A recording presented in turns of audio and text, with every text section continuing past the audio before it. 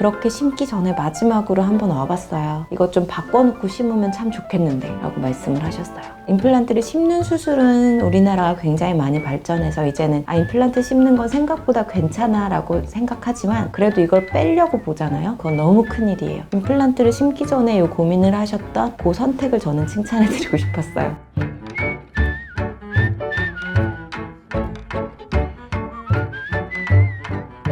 안녕하세요. 유엔아이치과 홍우정 원장입니다. 오늘은 나이가 조금 있으신 분들이 저도 교정할 수 있나요? 궁금해 하실 때가 있어요. 한 40대 후반부터 50대 정도 환자분들이 오시면 나는 이제 교정할 수 없을 거야. 나는 잇몸 때문에 안 될 거라고 했어 라고 말씀하시면서도 근데 나 이 입 한번 넣어보고 싶어 말씀을 하시더라고요. 교합은 어릴 때 바꾸는 게 참 좋습니다. 내 때는 이런 게 없었는데 하면서 아쉬울 때 할 수 있는 방법들이 꽤 많고 케이스 셀렉션 잘하면 어린 친구들과 비슷한 정도로 효과가 좋은 분들도 많이 만나요. 100세 시대라고 하잖아요. 5, 60대 분들이 한번 치과에 편하게 와서 상담 받아보시라고 영상을 준비했습니다. 나는 입이 나와 있는 게 평생에 신경이 쓰였고 이것 때문에 늘 화나 보인다고 말해서 너무 싫었어요 하고 말씀하셨던 그런 어머님이세요. 이분 나이가 어느 정도 되죠? 40대 후반입니다. 상당히 입을 많이 넣었어요. 입을 많이 넣으면서 제일 걱정되는 건 보통 이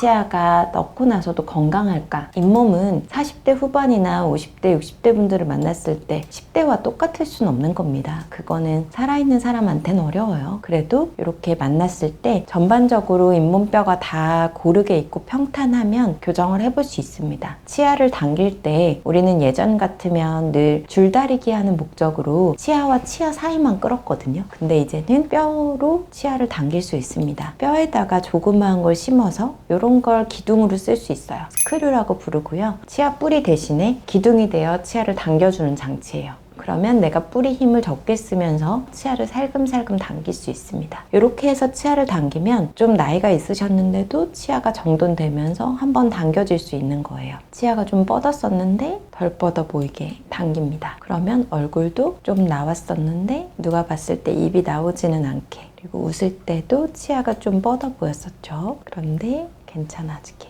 이렇게 해결을 해볼 수 있습니다. 이제는 입이 나오지 않게 지내게 되었어 하는 50대 이후의 삶도 얼마든지 중요하다는 걸, 이런 걸 말씀드리고 싶었어요. 굉장히 만족하면서 잘 지내고 계시거든요. 남자분 케이스 하나 보여드리고 싶었던 거는 반대교합인 걸 알고 있었어요. 평생 어쩔 수 없다 생각하면서 잘 지냈어요. 그치만 이게 교합이 너무 안 좋다 보니까 잇몸도 더 빨리빨리 나빠지고, 이분은 아까의 케이스보다 잇몸이 더 안 좋아요. 실제로 많이 내려가 있고 뼈도 나이보다 빨리 가고 있습니다. 그러다가 결국 이도 빠졌어요. 근데 이 케이스에서 임플란트를 요 치아에 심으려면요, 결국은 반대교합으로 심어야 돼요. 근데 내가 반대교합으로 임플란트 심으면 또 안 예쁜 자리에 심어야 되는데 그렇게 심기 전에 마지막으로 한번 와봤어요. 이것 좀 바꿔놓고 심으면 참 좋겠는데 라고 말씀을 하셨어요. 중요한 고민이죠. 이 위치에 임플란트라는 걸 심어버리면, 임플란트는 치아처럼 움직일 수 있는 치주 인대가 없어요. 움직일 수 있었던 이유가 치아 뿌리 주변의 인대를 늘려서 다른 자리에 놓을 수 있었던 건데, 임플란트는 콘크리트에 못 박는 것 같아서 한 번 심고 나면 이제 그 자리가 내 자리예요. 임플란트를 심는 수술은 우리나라가 굉장히 많이 발전해서 이제는 임플란트 심는 건 생각보다 괜찮아 라고 생각하지만 그래도 이걸 빼려고 보잖아요. 다른 자리에 심으려면 그건 너무 큰일이에요. 그 자리에 뼈를 다 비워가면서 빼야 되거든요. 임플란트를 심기 전에 이 고민을 하셨던 그 선택을 저는 칭찬해드리고 싶었어요. 반대교합이라는 걸 쉽게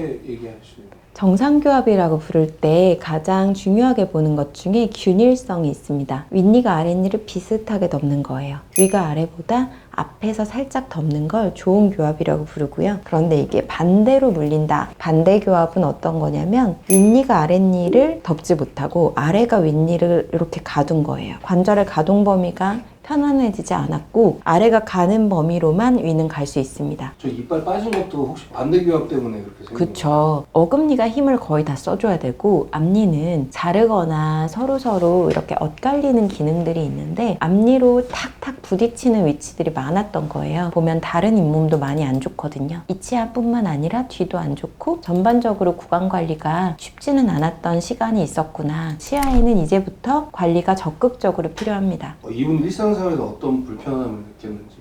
예전에는 이가 안 좋다는 것만 알았고 웃었을 때 인상이 조금 치아 때문에 더 밀리는 것 같아요 라고 말씀하셨던 거지, 그렇다고 해서 이가 다 있었을 때는 이대로 지내셨던 거예요. 어느 정도는 수긍하고 요 정도 밀리는 거는, 요 정도 누런 거는 괜찮아 하고 일단 내 생활이 바빠 라고 지내시는 분들의 마음을 얼마든지 이해할 수 있고, 저 같아도 내시경 한번 받아야 되는데 하고 생각한 지 6개월이 넘었던 것 같고, 생각만 하고 미루고 있는 나한테 방학 숙제 같은 일들이 늘 있습니다. 이때가 되니까 이제는 참을 수 없었던 거예요. 앞니가 빠진 채로 50대 초반을 지내기에는 난 아직 너무 젊고 생활이 바쁘다. 사람들을 많이 만나야 되는데 이 상황에서는 해결이 안 된다. 여기 임플란트를 심자고 보니까 너무 갑자기 아쉽다. 그 마음을 너무 이해가 잘 됐고요. 이 반대교합을 넘기는 게 먼저인데 교정을 해서 이 반대교합을 넘기기 시작합니다. 임플란트를 먼저 하면 안 되고요. 반대교합을 먼저 넘겨야 됩니다. 그래서 위가 아래를 덮도록 저희가 바이트 점프라고 얘기하는데 진짜 이거를 점핑 시킵니다. 찬찬히 계속 교합을 맞춰서 치아 사이사이의 잇몸도 조금씩 더 단단해지도록 잇몸 치료라는 걸 계속 해드려요. 잇몸 사이사이에 세균 주머니가 많이 살아요. 그걸 자주자주 꺼내줘야 되고, 아무리 양치를 많이 해도 한번 생긴 주머니는 제거돼야 될 정도의 깊이는 스케일링을 꼭 해야 제거가 되고요. 스케일링은 3mm 정도의 깊이로 팁이 들어가는데, 그것보다 더 깊이 생긴 주머니는 스케일링보다 더 깊은 잇몸 치료를 꼭 해야 줄어듭니다. 그건 칫솔로 집에서 뭘 해도 되지 않아요. 치과에 오셔야 되고, 잇몸 치료는 치과에서 제일 먼저 보험이 된 치료예요. 그냥 잇몸 치료는 10,000원대 정도입니다. 이걸 해결해 놨다면 더 치료가 쉬웠을 거예요. 잇몸이 좋아지는 것들에 대해서 중요성과 어떻게 하고 있는지 다음에 한번 영상으로 설명드릴게요. 잇몸도 좋아지고 있고 바이트도 넘어갔기 때문에 더 이상 반대교합은 아닙니다. 이게 어느 정도 안정됐을 때 이제 임플란트를 심는 거예요. CT를 찍어보고 임플란트 뼈가 들어갈 수 있는지 확인도 해보면서 심습니다. 치아 색깔도 맞춰야겠죠? 저걸 막 땡겨서 붙이는 줄 알았는데 그건 아니고 교정을 잘 해놓고 그다음에 네. 임플란트를 심는 거예요. 맞아요. 임플란트를 아까 먼저 심었다면 그 교합에 맞춰서 반대로 심을 수밖에 없거든요. 내가 원하는 위치에 임플란트가 아닌 걸 나중에 뺄 수도 없고, 이제 임플란트를 심으면서 자리를 맞추기 시작하고 이제 교정을 끝냅니다. 물론 어린이의 교정처럼은 안 돼요. 그래도 충분히 이제 어디 가서 치아 못생기지 않았어 라고 말할 정도는 됐잖아요. 되지 않을 수도 있다고 생각하시면서 병원을 찾아오셨지만 만족한 케이스입니다. 중량 교정은 가능할까? 내 상태는 생각보다 안 좋은데 어디까지 해결할 수 있을까를 집에서 고민하실 분들을 위해서